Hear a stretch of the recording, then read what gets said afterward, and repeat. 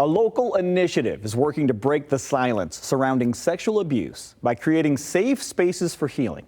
You know, in honor of Sexual Assault Awareness Month, the trauma-informed program Speak Sexual Abuse is highlighting the importance of supporting survivors in underserved communities.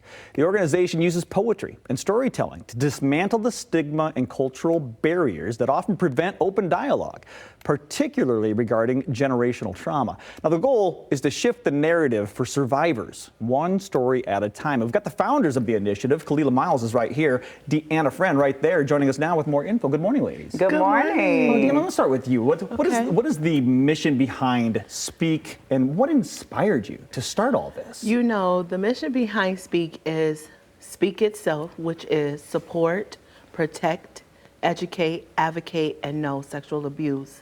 Kalila and I, long and short of it, we met in December. We are here now, and we want to show particularly Black kids, but all kids of color and any color, because, you know, sexual abuse has no color, no gender, no age. And we are here because this moment is for them. It is for us. Yes. And we were brought together in December, and here we are now in April. I'm so glad you two met, and I'm so glad that you started this. It's an important thing. And well, how do you use poetry and storytelling to do this, Kalila?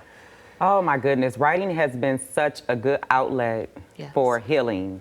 And I wish that this was available for me when I was growing up as a survivor as well, being a child and not having any options or outlet outside of therapy and just, you know, going to school and hanging out with friends. But we use writing to be able to address exactly what we went through being survivors, telling the story in our own way, but also finding our voice, rediscovering that our voice, it never left. It just got dampered from the trauma.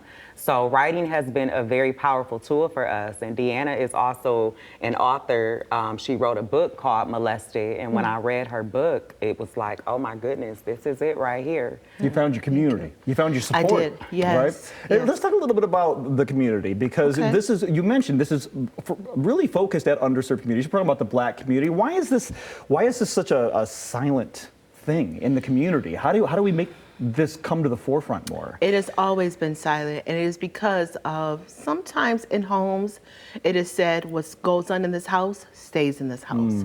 And as a child, you can't really defend yourself on how to get the word out there. So now that we are older, we have voiced it, and we want to get the word out there for others to know to use your voice. And that's what we're doing at this time. I love that. Kalila, talk about, I mentioned generational trauma. Yes. All right, can you explain maybe to our viewers what that means, that term, generational trauma?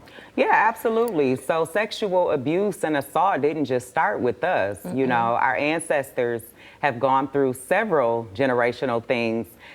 It's just someone has to make the choice to clean it up. It has to stop somewhere.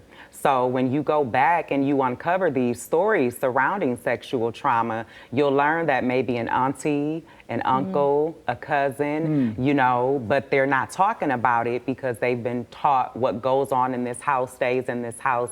There's just a negative stigma surrounding it in the Black community, and we're here to break that now because we're not silent anymore. You've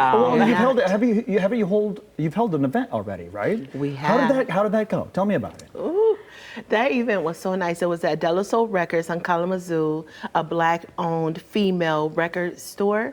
And it just opens up for community. We got people in there, some people who have a story similar to ours, and we were just able to open up what trauma is and child abuse, child molestation, sexual assault.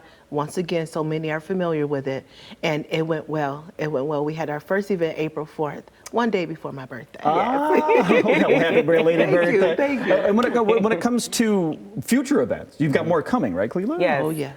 Yep, so we'll be at the GR Summit on Saturday, April 25th. Okay. That is going to be a community event as well, where the public can come out and network with several different vendors and just opportunities for children, adults, food, fun, you name it. So we'll be there set up. Excellent. Yeah. I'm seeing a lot of parallels between grief counseling and trauma counseling here. There's a lot, you need to find your community, you need to find your people Yes. to feel that support, to feel safe enough to express yourself.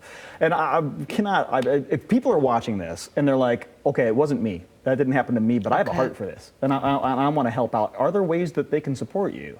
Absolutely. Oh my goodness, we would love for them just to come and use their voice, because it takes a listening ear to get through such trauma, because sexual abuse, molestation, it is hard, and it is a very, very serious topic.